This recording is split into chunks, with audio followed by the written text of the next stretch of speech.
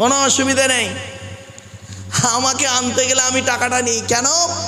আমার বাড়িতে আসবেন, আমি দাওয়াত দিচ্ছি, আমার বাড়িতে যাবেন, আমি সরকারি চাকরি করি, একটা ডাক্তারের ফিজ আছে, আমারও ফিজ আছে।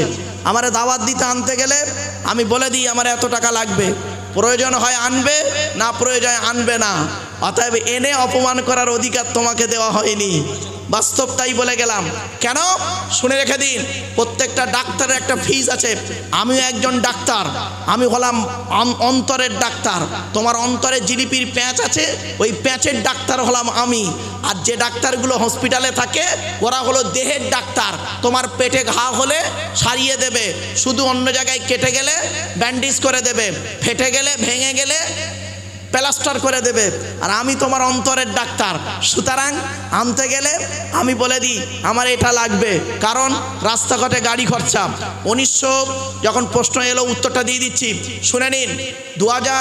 1994 সাল থেকে আমি ওয়াজ করছি, 1994 সাল থেকে ওয়াজ করছি, আজ 2024 হতে চললো, মানে 2023। আমার জলসা জীবনের অভিজ্ঞতা হলো 29 বছর। 1994 সাল থেকে 2015 সালের 31শে ডিসেম্বর, অর্থাৎ 21 বছর আমি কোনো টাকার ভিজিট করিনি। কোনো দিন কোনো বাপের বেটা বলতে পারবে না যে আব্দুল্লাহ মারুফ ভিজিট করে এসছে এত টাকা দিতে হবে। কিন্তু 2016 সালের 1 জানুয়ারি থেকে আমি ভিজিট করে দিলাম। কারণ কেন? শুনে রেখে দিন, এই বাংলার মানুষ আমাকে বেইজ্জতি করেছে, এই বাংলার মানুষ আমাকে কি করেছে? আমি একজন আলেম, আমাকে দাওয়াত দিয়েছে, আর একজন আলেমকে দাওয়াত দিয়েছে, সে মৌলানাই নয়, সে গজল বলে তারে দিচ্ছে 25,000 টাকা। আর আমি একজন আলেম, কোরআন হাদিসের আলোচনা করে মানুষকে বোঝাচ্ছি, আমার তেল খরচাটাও দেয়নি এই বাংলার মানুষ। সেই জন্য চিন্তা করলাম যে 1994 সাল থেকে 2015 সাল 21 বছর আমি কোনো ভিজিট করি নাই। 21 বছর কোনো দিন কেউ বলতে পারবে না যে আব্দুল্লাহ মারুফকে দাওয়াত করে ভিজিট করেছি। 2016 সালের 1 জানুয়ারি থেকে ভিজিট করলাম। দেখলাম আমার ম্যানেজার ক্যাশিয়ার বলছে, হুজুর আপনাকে কি বলবো, আপনি এই ভিজিট করেন না বলে আপনার কোনো মূল্য নেই। আমি তাই নাকি? বলে হ্যাঁ, আপনি দেখবেন আপনাদের এলাকায় যে মাস্টারটা ভালো টিচার, সে যদি ফ্রি প্রাইভেট পড়ায় তার মূল্য দেবে না কেউ। আর যদি বলে ওই মাস্টারটা পড়ায় সপ্তাহে 2 দিন পড়ায়, 2 ঘন্টা পড়ায়, 300 টাকা 500 টাকা নেবে, ওর কাছে লাইন দেবেন, ওর ভিজিট আছে। ঠিক না বে? ঠিক। হ্যাঁ, এটাই তো এই যে বর্তমান। আর একটা কথা বলি, কেন আমি নিই এই টাকা, এই জলসার টাকায়, ভিজিটের টাকা। আমি আমার বাড়িতে আসুন একদিন, দেখেন, আমাকে জানিয়ে আসবেন না, আমাকে না জানিয়ে আমার বাড়ি যাবেন, ঠিকানা আপনারা জানেন, বাড়ি যাবেন, গিয়ে দেখবেন সেখানে জায়গা কিনেছি, আল্লাহর ঘর, নবীর ঘর, মিশন, হসপিটাল এবং বৃদ্ধাশ্রম, এই 5টা কাজ করার জন্য। আমি চিন্তা করে দেখলাম, প্রশ্ন যখন করেছেন উত্তরটা দিয়ে দিই, শুনে রেখে দিন। আমি চিন্তা করে দেখলাম, আমি যদি একটা মাদ্রাসা করি, মসজিদ করি, মিশন করি, হসপিটাল করি, এখন যদি ভাটোরার কোনো লোককে যদি বলি ভাই 1 লাখ টাকা দেন তো আমি মসজিদ করব, এই মৌলানা সাহেব ভাই বলবো চিটিংবাজ, পেটে খাবে বলে ধান্দা করছে। আমি আল্লাহকে বললাম, আল্লাহ তুমি আমার বলার ক্ষমতা দাও, তোমার কোরআনের বাণী শুনিয়ে তোমার কোরআনের ঘর, তোমার নবীর ঘর, তোমার ঘর এখানেই করব। এই জন্য এই ভিজিটটা আমি শুরু করলাম 2016 সালের 1 জানুয়ারি থেকে। 21 বছর ইসলামের খেদমত করেছি। 21 বছর মানুষ আমাকে কি করেছে জানেন? শুনলে অবাক হয়ে যাবেন, নাম বলবো না, কিন্তু এই হাওড়া জেলার একটা বক্তা, এই হাওড়া জেলার বক্তা উত্তর 24 পরগনায় জলসায় গেছি। থানাটার নাম সম্ভবত বনগা থানা হবে, বনগা নইলে গোবরডাঙ্গা থানা হবে, গ্রামটার নাম আর বললাম না। সেখানে দাওয়াত ওয়াজ করতে গেছি। আমার টাইম ছিল 8টা থেকে 10টা, আর ওই বক্তার টাইম ছিল 10টা থেকে 12টা। তো আমি 8টা থেকে পৌনে 11টা পর্যন্ত ওয়াজ করেছি, পৌনে 3 ঘন্টা ওয়াজ করেছি। আমারে দিচ্ছে কত জানেন? 1100 টাকা। আমার তেল পুড়েছে 1300 টাকা, বুঝলেন? আর আমার পরে যে বক্তা উঠেছে, আপনাদের হাওড়া জেলায় বাড়ি, তার নাম বলছি না আর, হ্যাঁ, তো তিনি, তার ভিজিট তখন 25,000 টাকা। তিনি 1 ঘন্টা 15 মিনিট ওয়াজ করলো, তাকে দেওয়া হলো 25,000 টাকা। তখন আমার ছাত্ররা বলছে, হুজুর কি হলো দেখলেন? আপনি এই ভিজিট না করার ফলে আপনার দেখুন মানুষ যাচ্ছে তাই করছে, আর যখনই ভিজিট করে দিলাম ব্যাস সব ঠিক। এবার বুঝতে পারছেন, আমি চিন্তা করেছিলাম তবে এই ভিজিটের টাকাটা আমি নিজে পেটে খাই না, গভর্নমেন্ট সার্ভিস করি। আল্লাহ শুকর, আল্লাহ আমার টাকাটা দিয়েছে, অর্থনৈতিক দিক থেকে আল্লাহ যথেষ্ট করেছে, আল্লাহ অনেক দিয়েছে। কিন্তু বাস্তবটাই আপনাদেরকে বললাম। কেন বললাম? এই যে বর্তমান সময়ে যদি আপনি বলেন টাকা পয়সা মানে টাকা পয়সা ফ্রিতে করবেন, এই পৃথিবীতে বর্তমান দ্রব্যমূল্যের বাজারে ফ্রিতে কোনো জিনিস পাওয়া যায় না। বিষও কেউ কিনতে গেলে ফ্রিতে দেবে না কেউ, ঠিক না ঠিক? বিষও কেউ ফ্রিতে দেবে না। আপনি কি বলছেন? তবে বাপেরা, অনুরোধ করে আপনাদের বলে যাচ্ছি, আপনারা প্রশ্ন যে যা যা করেছেন সব উত্তর দিয়ে দিচ্ছি, চিন্তার কোনো কারণ নেই। চলুন এগিয়ে যাচ্ছি। এবার আসছি, মসজিদের মুয়াজ্জিন গেল, ইমাম গেল, এবার মসজিদের মুসল্লি। শুনে রেখে দিন, বাড়িতে অনেকে নামাজ পড়ে, আছে না? বাড়িতে অনেকে নামাজ পড়ে, শুনে রেখে দিন, বাড়িতে ফরজ নামাজ পড়লে কিন্তু আল্লাহ ধরবে। ফরজ নামাজ পড়ার জন্য হলো মসজিদ। আল্লাহর নবী বলেছেন মসজিদে জামাতে নামাজ পড়বে, মসজিদে জামাতে নামাজ পড়বে। শুনে রেখে দিন, জামাতে নামাজ পড়ার গুরুত্ব আল্লাহর নবী বহু দিয়েছেন। আজ মুসলমানের বাচ্চারা এরা মসজিদে 5 ওয়াক্ত জামাতে নামাজ পড়তে আসে না। শুধু তাই নয়, বাড়িতেও যে পড়বে, বাড়িতেও ঠিক মতো নামাজটাও পড়ে না, ঠিক না ঠিক? এজন্য আপনাকে অনুরোধ করে বলে যাচ্ছি, যদি বলেন আব্দুল আকিল মারুফ সাহেব আপনি 5 ওয়াক্ত নামাজ পড়েন, হ্যাঁ বাবা আমি 5 ওয়াক্ত নামাজ পড়ি। আমার বাম্মাও নামাজ পড়তো, তারা আল্লাহর ডাকে সাড়া দিয়ে চলে গেছে। আমার আহলিয়া সেও নামাজ পড়ে, আমার ছেলে মেয়ে সেও নামাজ পড়ে। তবে ছোট ছোট যেগুলো আছে সেগুলো পড়ে না, তাদের উপরে নামাজ ফরজ হয়নি, অতএব তাদের 7 বছর বয়স এখনো হয়নি।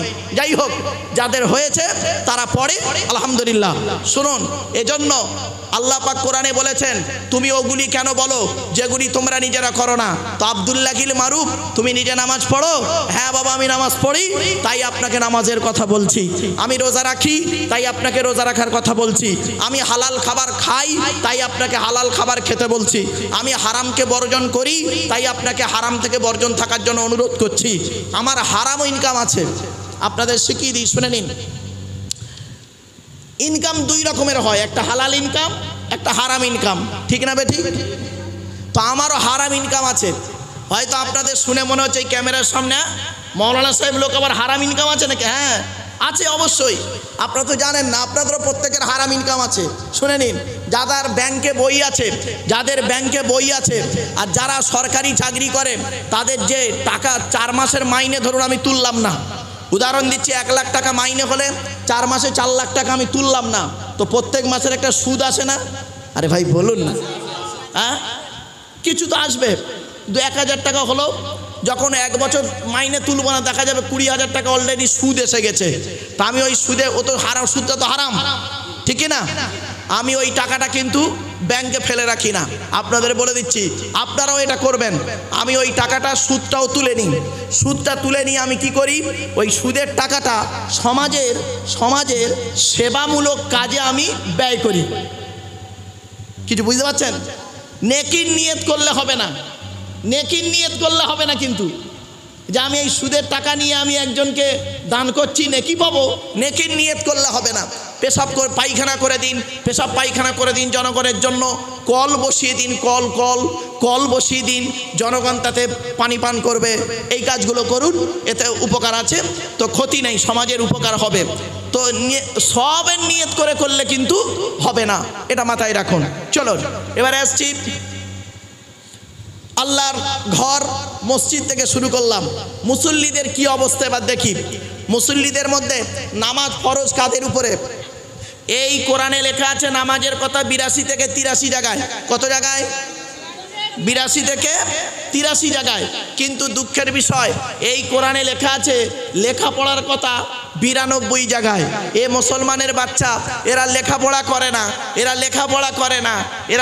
করে না। আর এই কোরআনকে নিয়ে গবেষণা করছে কারা? America, London, France, Britain, Japan, Jordan, জার্মানের ঠান্ডা করে বসে বসে কোরআন কিনে গবেষণা করছে। কারা করেছে?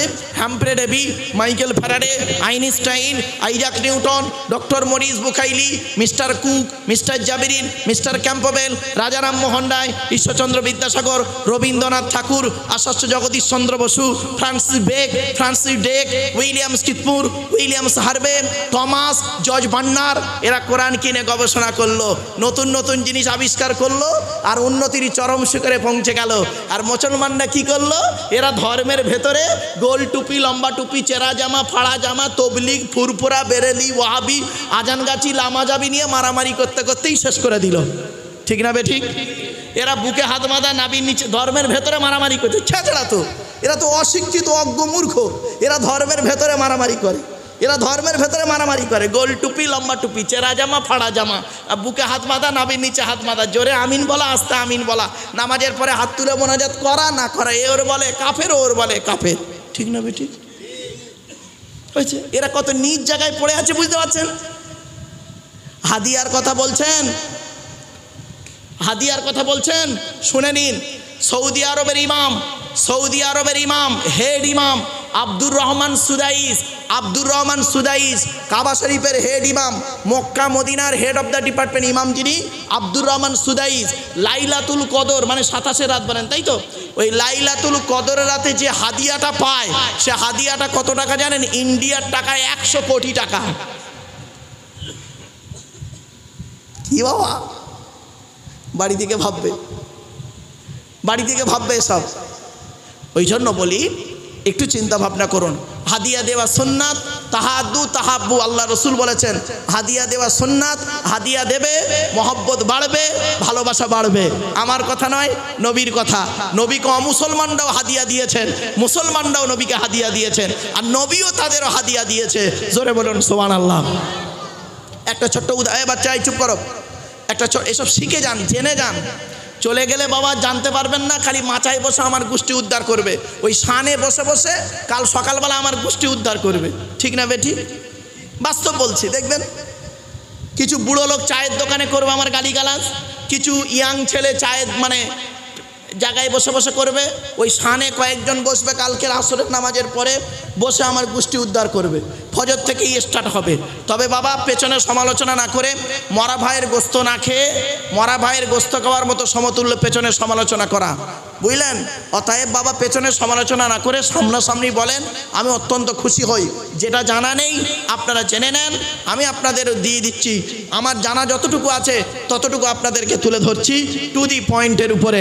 অনুরোধ করে বলে দিচ্ছি, ধর্মের ভেতরে আর মারামারি করবেন না। শুনে রেখে দিন, জেহাদু ফিদ্দিন, জেহাদু লিদ্দিন। কি বললাম? জেহাদু ফিদ্দিন, জেহাদু লিদ্দিন। ফি মানে মধ্যে, আর লাম মানে জন্য। কি বললাম বাবা? ফি মানে, জোরে বলুন, একটু শিখে যান, আরবির মানে শিখুন না, সারা জীবন এইসব করবেন। ফি মানে মধ্যে, আর লাম মানে জন্য। তা জেহাদু ফিদ্দিন, ধর্মের মধ্যে যুদ্ধ করা, আর জেহাদু লিদ্দিন, ধর্মের জন্য যুদ্ধ করা, দুটো এক।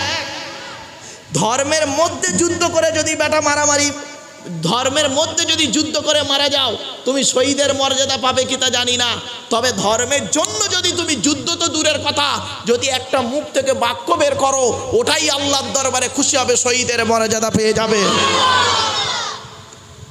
কি বুঝলেন? ছোট্ট একটা উদাহরণ দিচ্ছি। এই ফিলিস্তিন কি অবস্থা দেখতে পাচ্ছেন তো? আর অজানা কিছু নাই আপনাদেরকে, ও প্রসঙ্গে আপনাদেরকে আমি বেশি কিছু বলতেও চাইছি না। ভারতবর্ষ গণতান্ত্রিক রাষ্ট্র, তবে ফিলিস্তিনিদের সঙ্গে এই যুদ্ধ হবে, ইহুদিদের সঙ্গে মুসলমানদের যুদ্ধ হবে, এটা আমার কথা নয়। আল্লাহর নবী 1500 বছর আগে বলে গেছেন। আল্লাহর নবী 1500 বছর আগে বলে গেছেন। আবু হুরায়রা থেকে হাদিস রওয়ায়েত, আল্লাহর নবী বলেছেন কিয়ামতের আলামত হলো এই কুস্তুনতুনিয়া ফিলিস্তিনের সঙ্গে বাইতুল মুকাদ্দাসকে কেন্দ্র করে একটা যুদ্ধ হবে মুসলমানদের সঙ্গে ইহুদিদের। আর সেই যুদ্ধে মুসলমানরা আখিরি শেষ পর্যন্ত মুসলমানরা জয়লাভ করবে, আর ইহুদিরা পালানোর রাস্তা পাবে না। এমনকি ইহুদিরা প্রাণের ভয়ে পাথরের পেছনে গিয়ে লুকাবে, আর পাথরের জবান আল্লাহ খুলে দেবে। পাথর তখন বলবে, এই মুসলমান এদিকে আয়, এদিকে আয়, আমার পেছনে একটা ইহুদি লুকিয়ে আছে, ওকে মেরে ফেল, ওকে মেরে ফেল। মনে রাখবেন, পৃথিবীর সব থেকে নিকৃষ্ট জাতি হলো, পৃথিবীর সব থেকে বিশ্বাসঘাতক জাতি হলো, পৃথিবীর সব থেকে বিশ্বাসঘাতক জাতি হলো, পৃথিবীর সব থেকে নিকৃষ্ট জাতি হলো ইহুদি, ইহুদি, ইহুদি। ওরা হলো এত নিকৃষ্ট, ওরা বহু নবীকে শহীদ করেছে, জাকারিয়ার মতো নবীকে মেরেছে, ইউসুফের মতো নবীকে মেরেছে। শুধু তাই নয়, আরো যত নবীকে মেরেছে, ইউনুসের মতো নবীকে, আইয়ুবের মতো নবীকে, মুসার মতো নবীকে, ঈসার মতো নবীকে, আপনার বউ ইয়াহিয়ার মতো নবীকে ওরা অত্যাচার করেছে, কাউকে ছাড়েনি। এজন্য আল্লাহ ওদের প্রতি অভিশপ্ত। মনে রাখবেন, ইহুদিরা যুদ্ধ হবে, ইহুদিদের সঙ্গে যুদ্ধ হবে, এটা আজকের কথা নয়। তবে ভারতবর্ষের মানুষ, আপনারা এই যুদ্ধ নিয়ে বেশি মাতামাতি করবেন না। ইউটিউব, ফেসবুকে, মোবাইলের মাধ্যমে, ফোনের মাধ্যমে একে অপরের সঙ্গে কথোপকথন করতে গিয়ে এই যুদ্ধ নিয়ে কোনো কথাবার্তা বলবেন না। কারণ সিবিআই, সিআইডি, আইবি, ইডি, ভালো করে শুনে নিন, সিবিআই, সিআইডি, আইবি, ইডি এগুলো আপনাদের ফোনগুলোকে ট্যাগে রেখে দেয়, ট্যাগে। যখন আপনি ইললিগাল কোনো কথা বলবেন, তখন আপনার নাম্বারটাকে বারে বারে ফলো করতে করতে আপনাকেই লাস্টে অ্যারেস্ট করে দেবে, আপনি বুঝতে পারবেন না, লাস্টে ওই সমস্যায় পড়ে যাবেন। আমি আপনাদের বাস্তব করে বলছি, বাস্তব কথাই বলছি। তবে আমাদের করণীয় কি? এই ফিলিস্তিনি ইসরায়েলের যুদ্ধে আমাদের করণীয় কি? আমাদের করণীয় হলো গণতান্ত্রিকের দ্বারাই আমাদেরকে প্রতিবাদ করতে হবে। প্রতিবাদের অনেকগুলো দিক আছে, মনে রাখবেন। মুখে প্রতিবাদ করা, হাত দিয়ে প্রতিবাদ করা, এমনকি মুখ দিয়ে প্রতিবাদ করা, হাত দিয়ে প্রতিবাদ করা, যদি তাও না পারো অন্তর দিয়ে ঘৃণা করা, ঠিক কিনা? তবে মুসলমানদের জন্য, ভারতীয় মুসলমানদের জন্য ফিলিস্তিনের পক্ষে দুটো কাজ। একটা হলো আল্লাহর কাছে দোয়া করো ফিলিস্তিনে যাতে শান্তিতে থাকতে পারে, আর 2 নাম্বার হলো যে ইসরায়েলি প্রোডাক্ট আপনি বর্জন করে একটা প্রতিবাদ করতে পারেন। কিছু বুঝতে পারছেন আমার কথা? না বুঝতে পারেননি? চলো, এজন্য আপনাদেরকে বললাম, আল্লাহর আলোচনা করতে গিয়ে এই কথাগুলো টুকটুক করে আপনাদেরকে বলে দিলাম। বিশ্ব সৃষ্টিকর্তা আল্লাহ পাক বলেন, বান্দা শোন, এই পৃথিবী ছেড়ে তোকে একদিন যেতে হবে। যাওয়ার আগে তুই একবার চিন্তা করবি, যাওয়ার আগে চিন্তা করবি।